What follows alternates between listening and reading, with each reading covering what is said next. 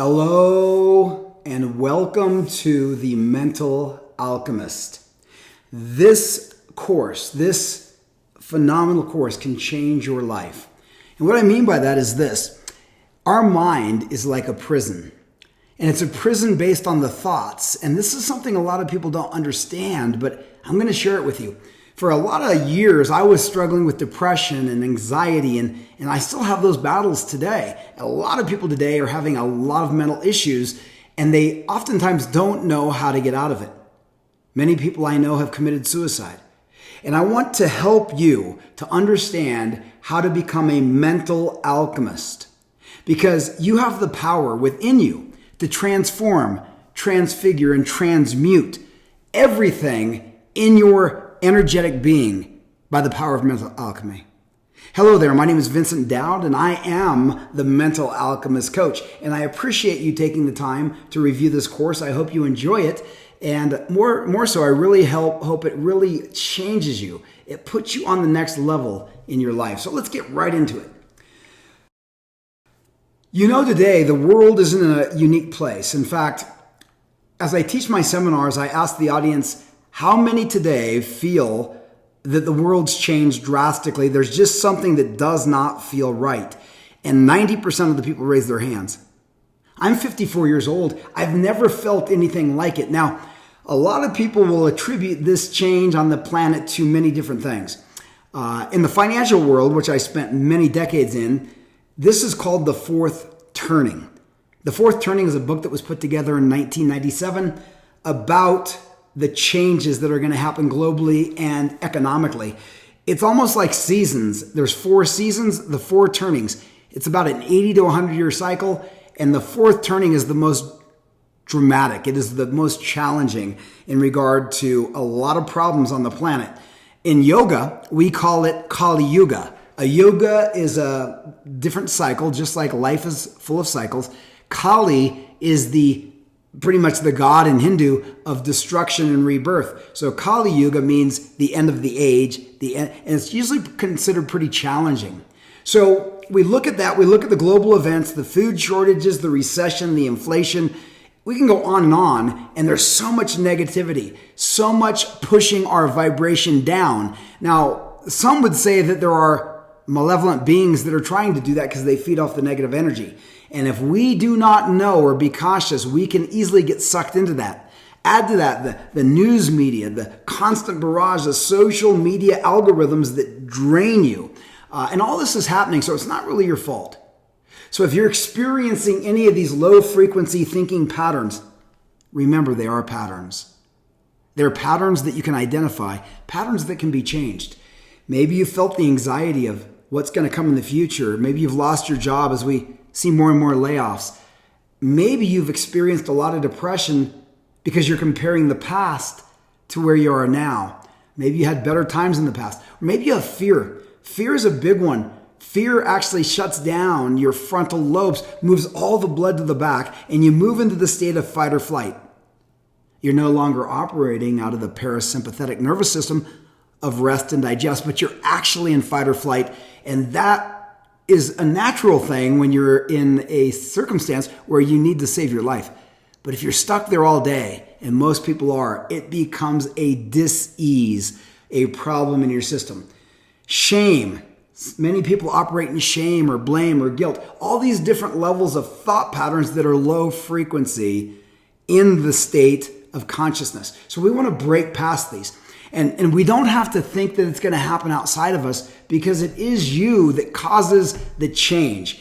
Okay? So anything that comes into you is coming into you as a reflection of you, because the entire universe is but a mirror mirroring what you're projecting outward.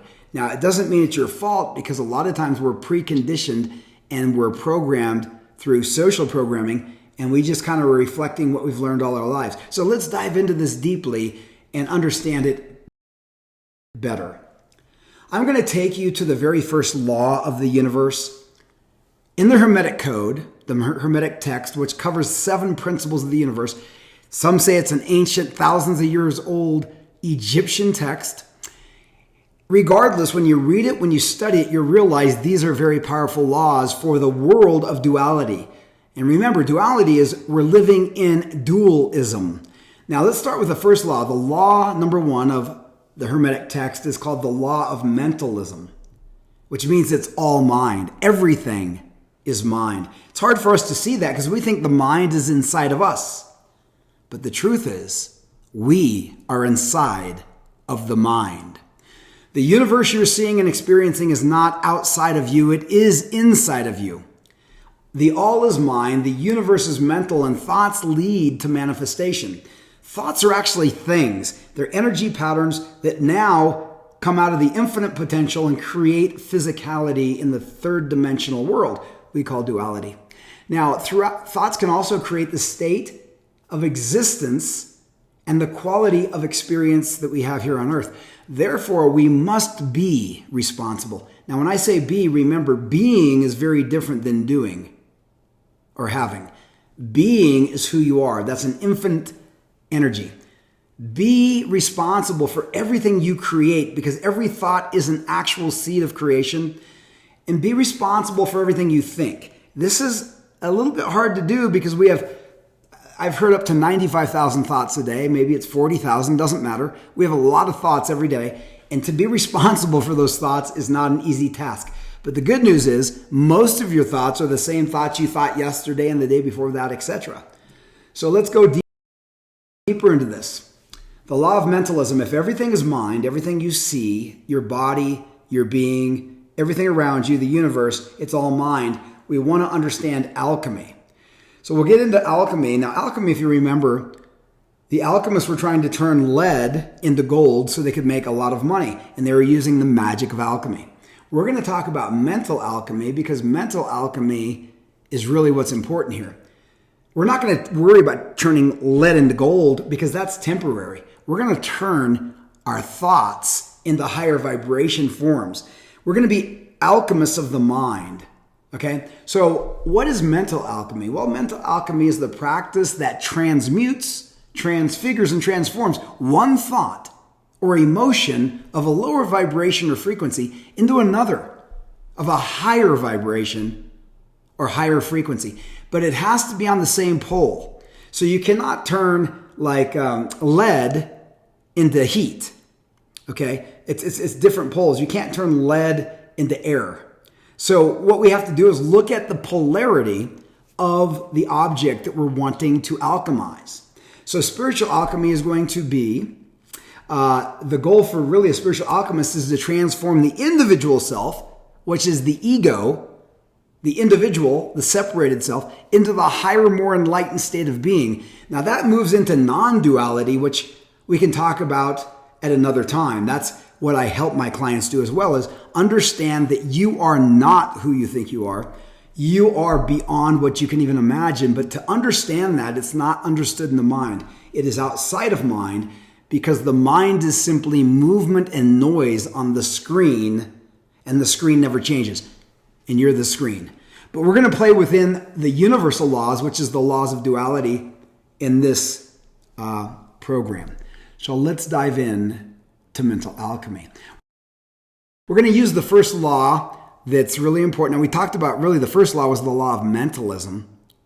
But this is a law as well within the Hermetic text called the law of polarity. And if you think of the law of polarity, basically everything has a polar opposite. So the earth has the north and the south poles, right? Your body has your head and your feet, but there is a battery-like polarity in your body. You have, let's just get into it. So looking at the ancient alchemy, they wanted to turn lead into gold. That was something that they could potentially do if they could learn the science of doing it. We're going to start off with something that's really basic that you'll understand, which is a thermometer.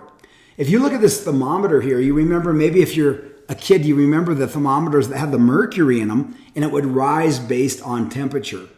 Now this thermometer, you can see it has a red liquid in it, but we look at the fact that the cold would be the lowest part of the thermometer. That would be the cold. So that's the polar low. We'll call that the negative because most people probably don't like cold as much as they like hot.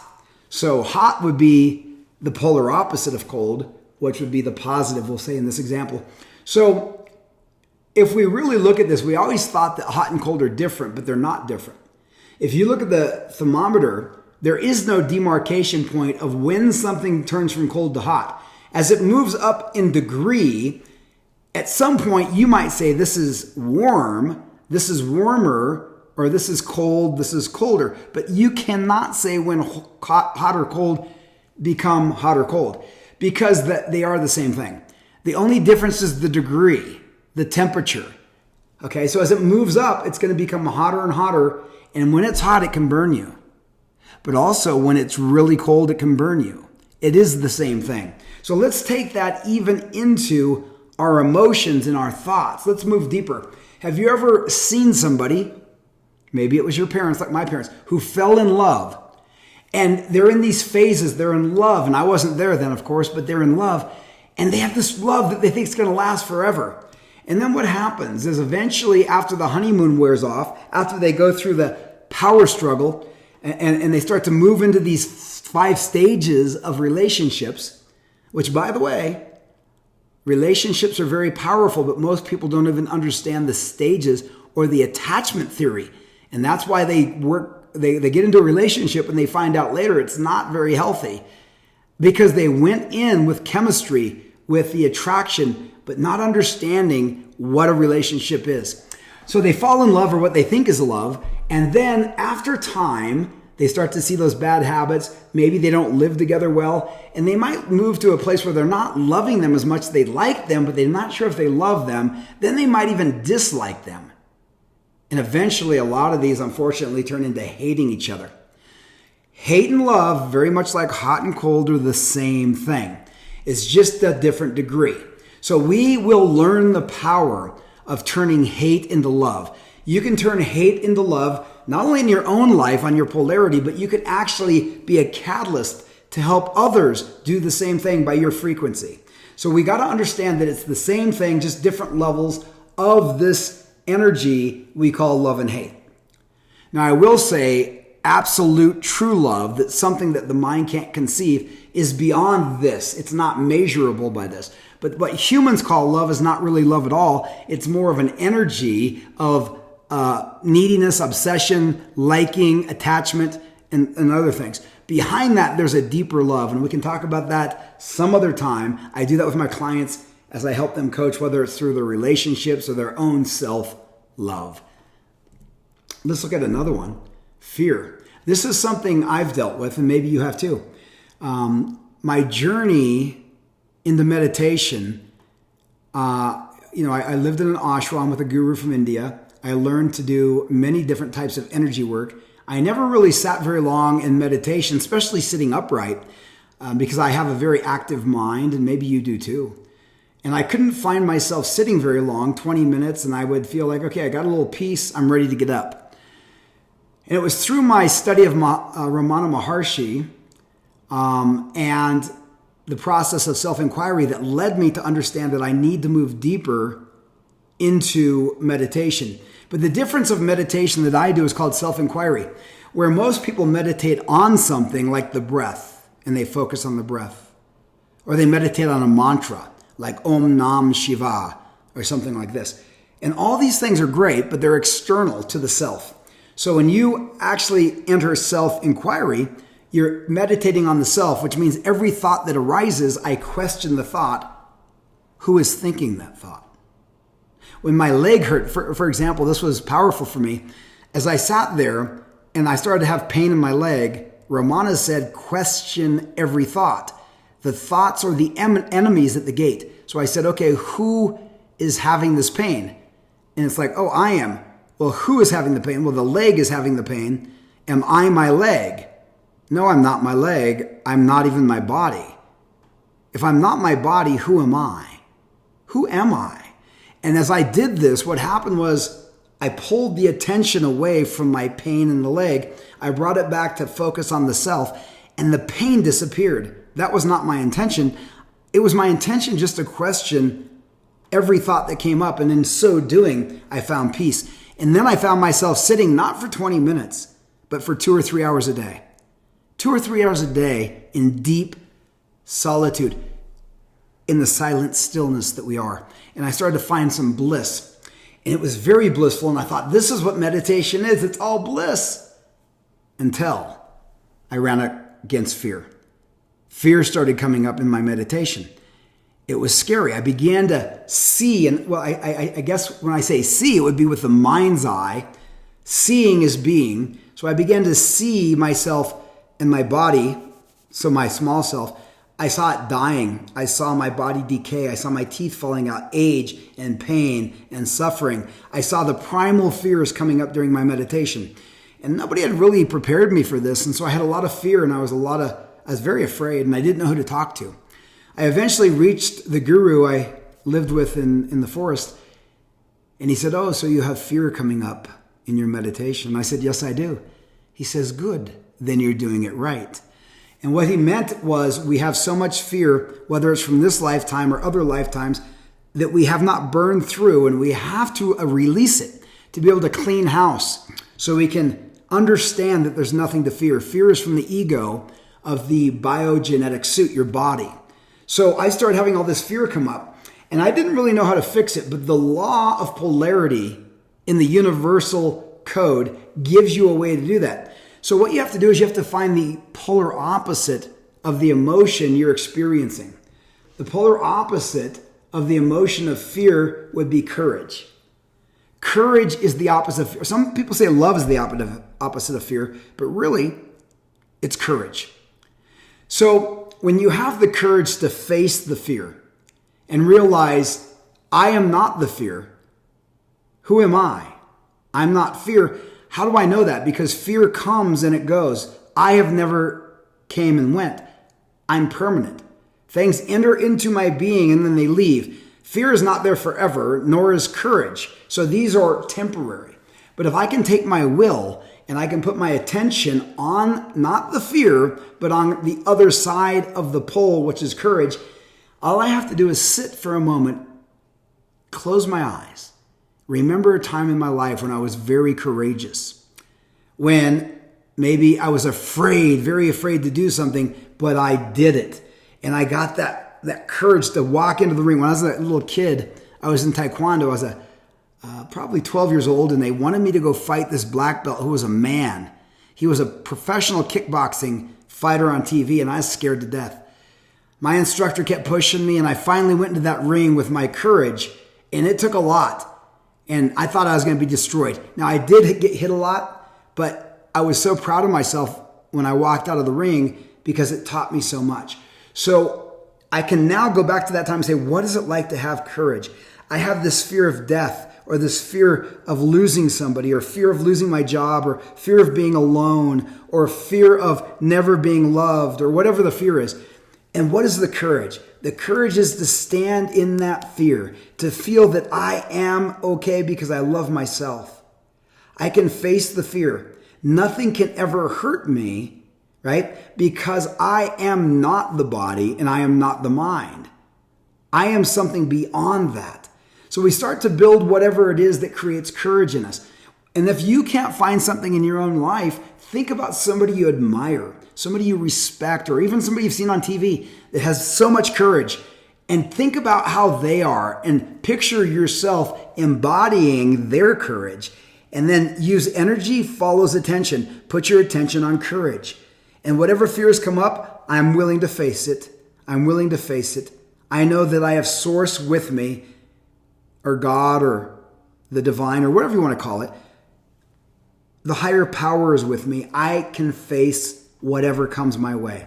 And you start to get good at this and practice, and that temperature gauge will start to move up. And you might have a little less fear. Maybe it's not totally courageous right away, but you have a little bit less fear, maybe 1% less fear. And you keep doing this, you build that habit. And over time, when fear hits, you remember, go right back in to that transmutation, that transfiguration into courage. That is the polar opposite. That's how you become the mental alchemist. Courage becomes your magic. Now, I'm going to take you into the works of Dr. Hawkins. Dr. Hawkins wrote the book Power versus Force. If you have not read it, I highly recommend it. But in this book, he shows the difference between force and power. Force is, pushing somebody to do something, forcing something that does not want to move. Power is something that you embody, that radiates. Now, I'll let him get deeper into that for you, but the one thing I wanted to bring to your attention is he has outlined the frequency of each emotion. And so an example is shame is one of the lowest levels of emotion, and it's very low frequency. People that operate in shame, the way they carry themselves, they don't feel good about themselves. They're hurting deep inside. And you can see we can go up from 20, I think those are hertz, might be megahertz, but just you'll see in this book. Shame is 20. Then you can move up a higher is guilt. Hey, if you go from shame to guilt, that doesn't sound very good to you, does it? But that's much better on the scale of frequency moving towards higher consciousness. So the goal is to move your frequency from these low level, shame, guilt, apathy, grief, fear. Now, I was at fear, and I want to move out of that fear, which is a low 100 hertz frequency. How do I do that? I have to look at the other side. So as an example, shame, what would be the polar opposite of shame? Pride, right? So as we move up from shame, we can move to more being proud of ourselves. And if we're proud of ourselves, that's a beautiful thing. Yeah, I know pride itself, they say pride comes before the fall, but don't think of it that way as in pride, like egoic pride. Think of it like, don't be ashamed of yourself. Whatever happened, happened. It's just an event. When we put labels on it or meaning on it, we actually become that. So you're going to look at the polar opposite and start to focus on, I love myself. I'm proud of myself. I'm a good person. I've made mistakes. Every human being has, even some very bad, and they come back from it. So we're going to start to look at the other side, and we could find the polar opposite of each of these. In my case, I was talking about fear. And so when we look at fear, fear operates at a frequency of 100. What I need to do is find the polar opposite. And when I do that, I can move it up. So courage, you can see it right up there. We move up to courage, and I focus on that. And it's on the same pole. Remember, all this is on the same pole, shame to enlightenment. It is the outpouring of source down through energetic patterns from the spirit to the mental, which is ethereal, down to the physical gross matter. So here's the thing, guys. We're moving from fear to courage, and I'm going to vibrate at 200, and I focus on that. So we're going to find whatever it is we want to move to. Eventually, we're all going to move back up to this level of enlightenment, 700 to 1,000. When we're going to vibrate at such high levels that we move out of the physical form and we move into higher form. But right now, as we play in this world, in this universe of form and physicality, we've just got to learn to use the laws that are operating here and now. This is really good. I encourage you to read the book on this. It'll help you a lot. And remember, energy follows attention. Wherever you put your energy, your attention or energy work together. Ramana Maharshi says, peace is your natural state. It is your mind that destroys it. And the deep work of self-inquiry is finding stillness and silence within yourself. And that is your true nature. And that takes some work, but everybody has it. It's already with you. What you're seeking is seeking you. So I want you to remember, your thoughts that are coming through your mind are not your thoughts. They are simply a stream, just like this waterfall. It's not the waterfall. It's not your waterfall. It's just water falling. And what happens, thoughts are moving through the universe. Your brain is like an antenna that picks up energy. It's like frequencies. Just like a cell phone tower today, it's sending out and picking up frequencies. It is not the frequency. It has the mechanism to pull in frequency and send out frequency. So even you, as we look at this, you can choose the thoughts. All this water is a stream of thoughts. There's thoughts that you've gotten habitual to, that you've maybe it's negative. Maybe you've just gotten a cycle of being negative. Listen, I've done it. I know. I grew up in a negative family. I grew up with a lot of negatives, so that was wiring my neurons. And so I automatically go to the dark side and I think negatively.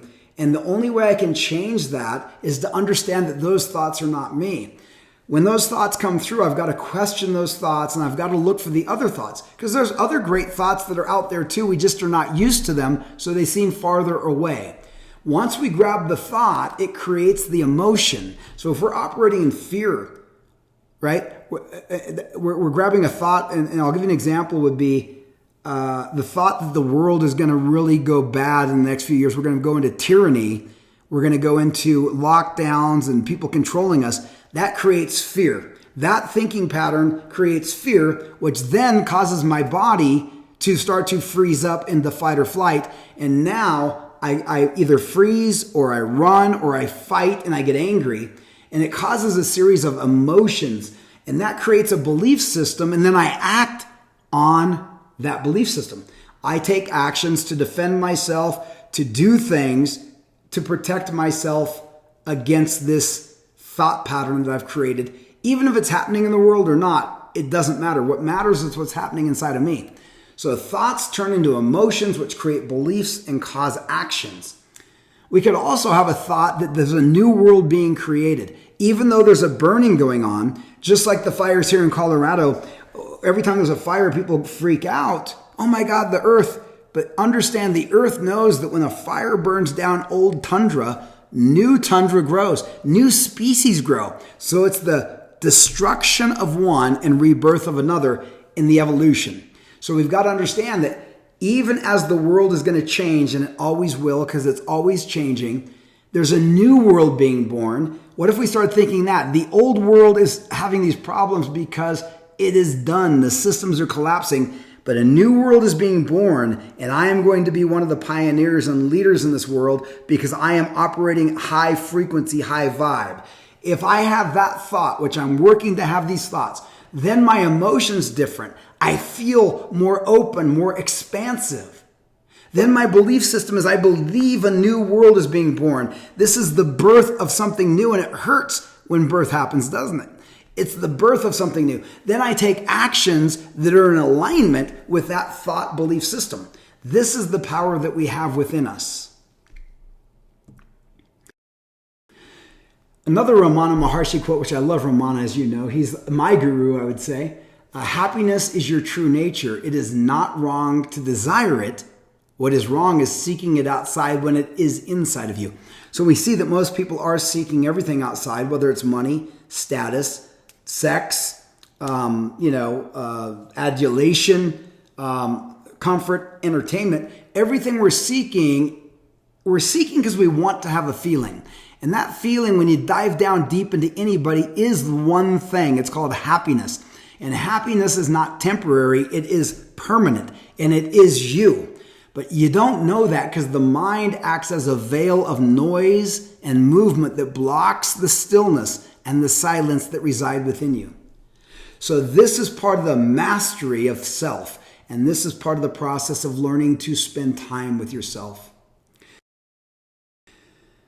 So what we have to learn, and this is a yogic ideal, is no matter what's happening in the world, instead of us responding to it, is moving into non-reaction, to see it as an observer, to understand that it is happening, but not to engage with it, not to anchor to it, not to attach.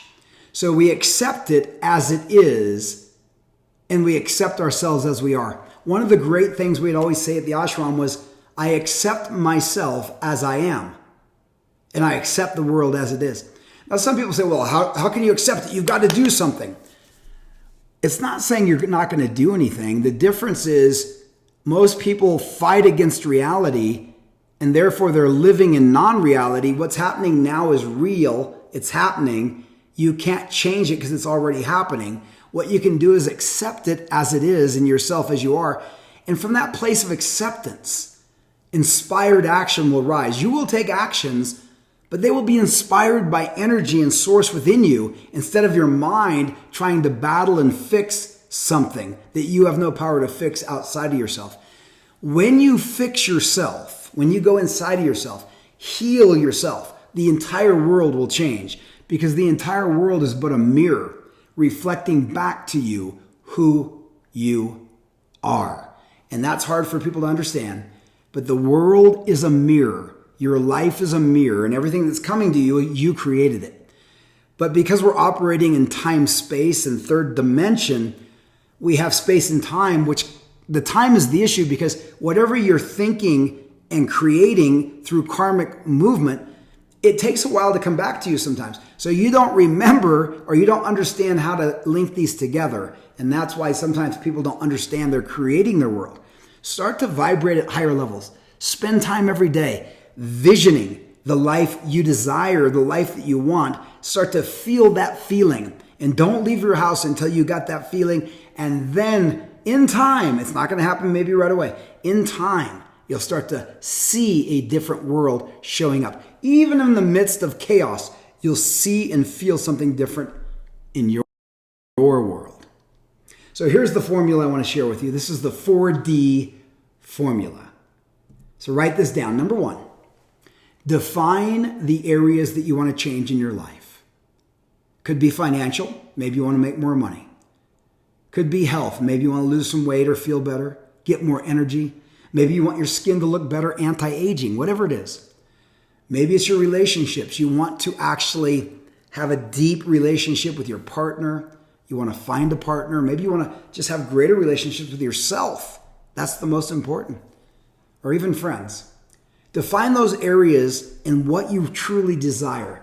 Then you're going to determine what thoughts are hijacking you. What beliefs are hijacking you. So you have your thoughts, your beliefs, your emotions, your habits.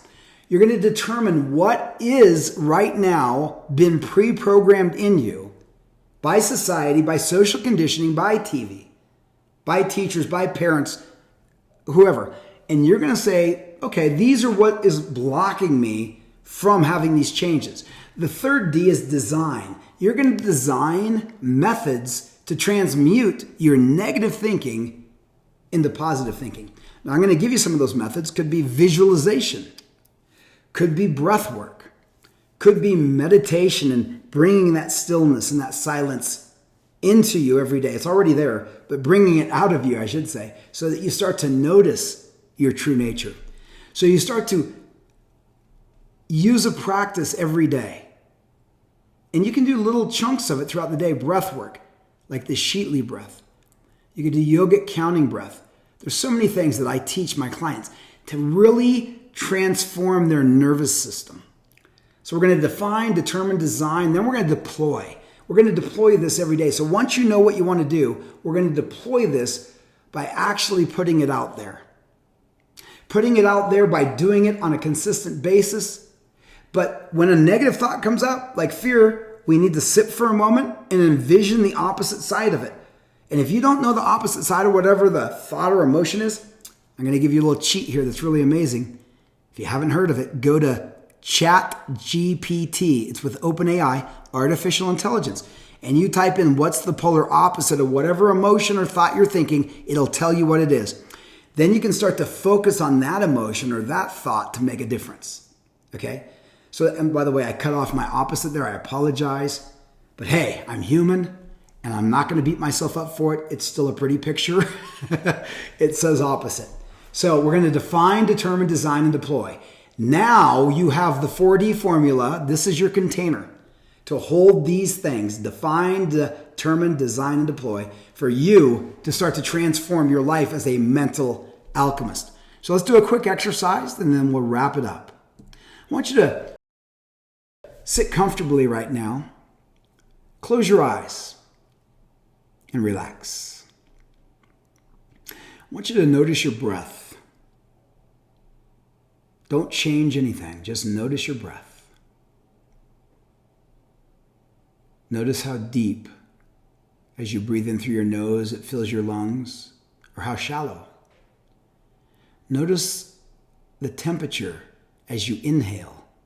Is it cool or warm? And then as you exhale, what's the temperature? Cool or warm? Does it feel different than the inhale? I want you to just notice your body. Relax your hands. Make sure they're not doing anything. And just feel yourself, your entire body. feel the space within your body. And notice that the space outside of your body is connected to the space inside your body. And just notice the barrier that we create called the skin, the epidermis. And just sense where you believe your body ends and space begins.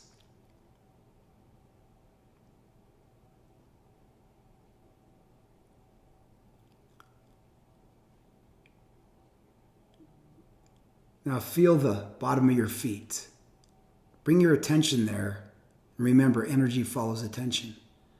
So feel the bottom of your feet.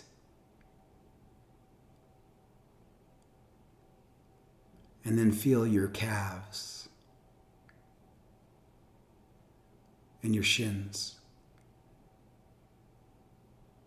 Feel your quads and your hamstrings. Feel your stomach and your back. Remember, you're only feeling this with your energy, not with your hands. Feel it by being with it.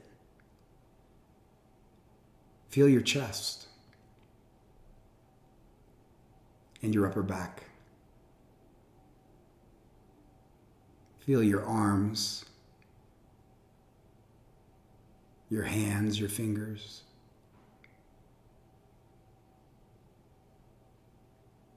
Feel your head and your face. Now I want you to inhale deeply. Extend your inhalation and extend your exhalation. And we're going to do 4 breaths using the Sheatley breath. We'll do it together. The Sheatley breath is breathing in deeply through your nose and filling your lungs. And when you breathe out, you will purse your lips like you're blowing through a very small coffee straw with a long, steady, slow breath outward. So let's do it together. Breathing in through your nose. Purse your lips and blow gently and softly like you're blowing through a coffee straw. Empty your lungs completely. We're going to do 3 more of those. Breathing in through your nose. Filling your lungs. Purse your lips and breathe out completely.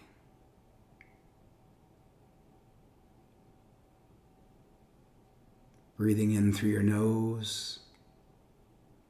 Filling your lungs. And breathing out, pursing the lips. And do 1 more on your own.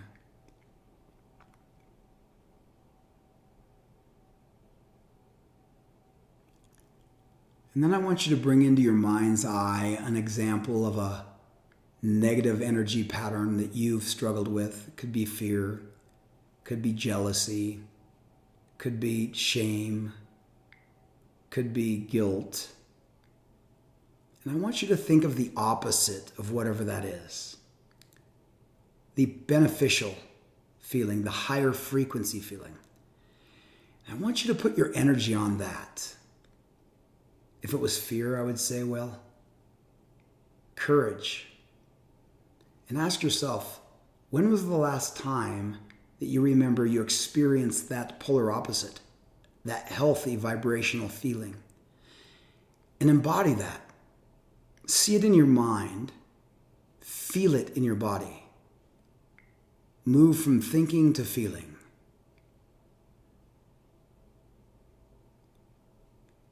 Think the thought, I am courageous, or whatever the polar opposite is, and then feel what it feels like to be courageous.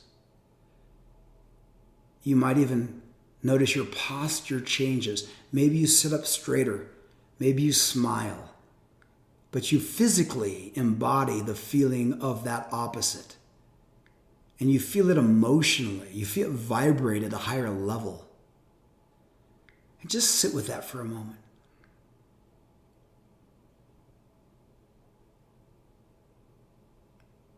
And just know this is your power.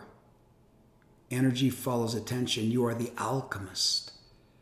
You have the ability to transform, transfigure, and transmute any low-level energy to a higher level energy with your attention and your will.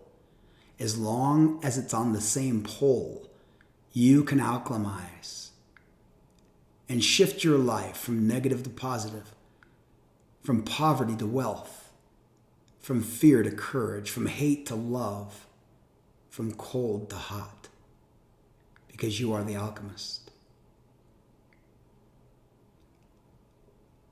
Now I want you to just take another deep breath in, coming back, opening your eyes, feeling exhilarated, relaxed, rejuvenated, knowing that you have the power within you that created the universe. It's all within you. And just know that you have this accessible to you anytime, any place, with any person. And once you change you, the world around you changes. I encourage you to watch this again and again until it embeds in you and it's part of your DNA. It can change everything because remember, you are the mental alchemist. Thank you so much.